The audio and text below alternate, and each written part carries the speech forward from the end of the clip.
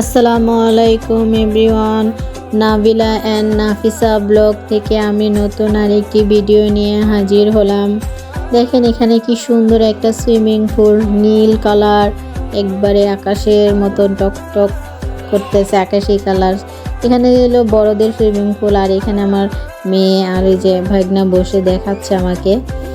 আসলে বাচ্চাদের নিয়ে ঢাকা আসার পরে বাচ্চারা এক ঘরে থাকতে থাকতে আটকা থাকতে থাকতে তারা আর ভালো লাগতেছে না, খালি বলতেছে চলো আম্মু চলে যাই, ভালো লাগে না।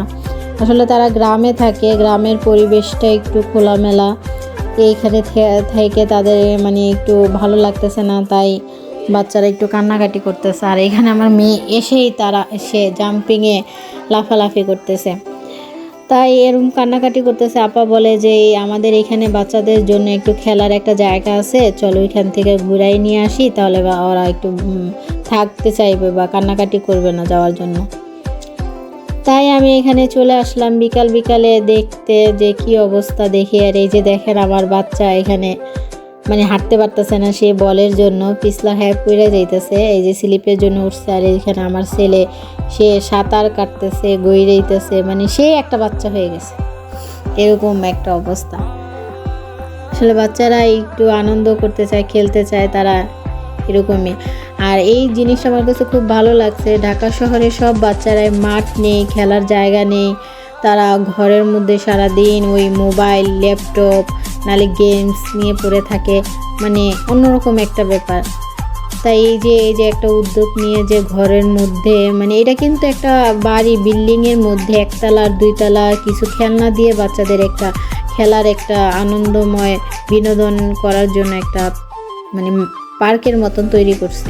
আমার এটা জিনিসটা খুবটা ভালো লাগছে যে বাচ্চারা একটু হলে একটু আনন্দ করতে পারবে, খেলতে পারবে। আর এই যে বাচ্চাদের সব নেমে গেছে, আর তারা সুযোগ পেয়ে দুইজনে জাম্পিংয়ে লাফাচ্ছে বড়রা। যার দেখেন এই যে এখানে আমার মেয়ে একটা ঘোড়ার মধ্যে দুলতেছে, স্প্রিংই করতেছে, সে একটার থেকে আরেকটা যাচ্ছে, হয় এটা ভালো না ওইটা ভালো, এখন আসছে তিমির মধ্যে। আর এখানে আমার বড় মেয়ে ছোট বাচ্চাটাকে নিয়ে বসে রয়েছে। এই যে এটা হলো তরমুজের দোলনা। আগে নাগরদোলা মেলার মধ্যে এগুলো তুলতাম। আর এই যে এরা ট্রেনের মধ্যে উঠছে, প্রথমে আছে আমার ছেলে, এই যে একটা ভাগনা, আর যে ছোট মেয়ে আর ওই যে বড় মেয়ে, তারা উঠছে, তারা ট্রেনে চলতেছে, ট্রেন চলছে, আবার গানও গাইতেছে, দেখতেছে আর গান গাইতেছে। খুব ভালো লাগে না? এই ছোটোবেলা আমরা যদি ঘুরতে যেতে পারতাম, কত একটা খুশি আনন্দ হইতো। এখন বড় হয়ে আর সব ঘোরা সব বন্ধ হয়ে গেছে, সংসারে কাজকর্ম নিয়ে।